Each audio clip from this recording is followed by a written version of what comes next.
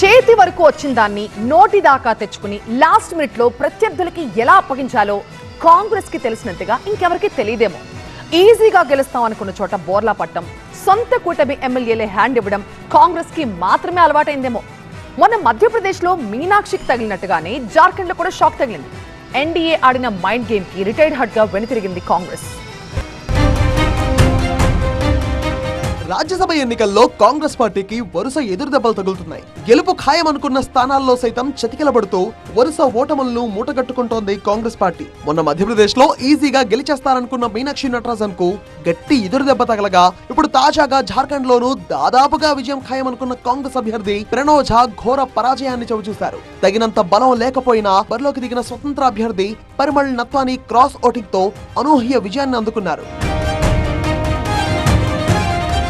జార్ఖండ్ లో ఖాళీగా ఉన్న 2 రాజ్యసభ స్థానాలకు జరిగిన ఎన్నికల్లో 3 పోటీ పడ్డారు. పైగా ఇండీ కూటమికి స్పష్టమైన మెజారిటీ కూడా ఉంది.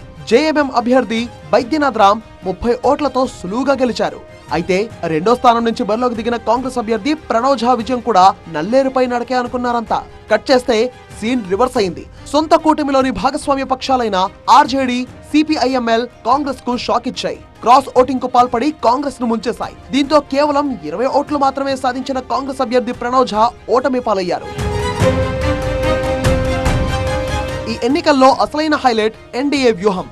81 మంది సభ్యులున్న జార్ఖండ్ అసెంబ్లీలో ఒక రాజ్యసభ సీటు గెలవాలంటే కనీసం 28 మొదటి ప్రాధాన్యత ఓట్లు అవసరం. కానీ బీజేపీ నేతృత్వంలోని ఎన్డీఏ కూటమికి ఉన్న బలం కేవలం 24 ఎమ్మెల్యేలు మాత్రమే. గెలిచేందుకు అవసరమైన బలం లేకపోయినా బీజేపీ వ్యూహాత్మకంగా స్వతంత్ర అభ్యర్థి పరిమళ్ నత్వానికి మద్దతు ప్రకటించి బరిలోకి దించింది.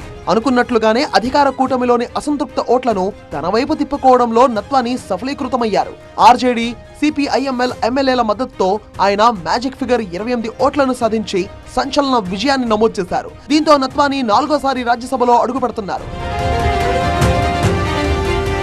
మొన్న మధ్యప్రదేశ్ లో మీనాక్షి నటరాజన్ విషయంలో ఎదురైన షాక్ నుంచే కోలుకోలేదంటే ఇప్పుడు జార్ఖండ్ ఫలితం ఆ పార్టీకి మరో కోలుకోలేని షాక్ ఇచ్చింది.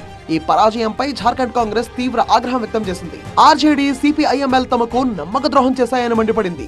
ఏది ఏమైనా గెలవాల్సిన సీట్లను కూడా చేజేతులా పోగొట్టుకుంటూ కాంగ్రెస్ పార్టీ దేశవ్యాప్తంగా వరుస షాకులను తింటూనే ఉంది.